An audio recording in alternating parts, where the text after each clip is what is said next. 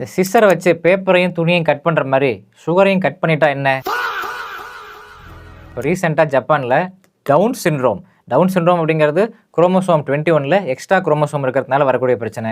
அதை gene editing மூலிமா cut பண்ணிட்டாங்க. இந்த சிகிச்சை முறை பேர் CRISPR-Cas9 ஜீன் எடிட்டிங். மாசமாக இருக்கிற பெண்களுக்கு அனாமலி ஸ்கேன் பார்க்குறாங்க. அதில் பார்க்கும் பொழுது டவுன் சிண்ட்ரோமுக்கான ஃபீச்சர்ஸ் இருந்துச்சு குழந்தைக்கு அப்படின்னா கருவை கலைக்க சொல்கிறது தான் பழைய சிகிச்சை முறை.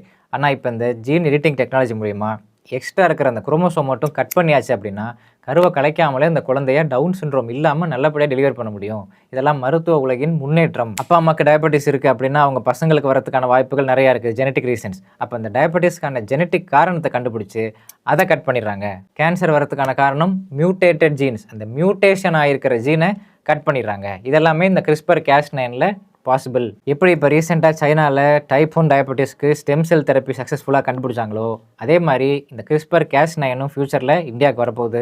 ஸ்பெஷல் சில்ட்ரன்னு சொல்கிறோம்ல, டவுன் சிண்ட்ரோம் போன்ற குழந்தைகள்லாம், அந்த மாதிரி பிரச்சனைகள்லாம் இருக்காது.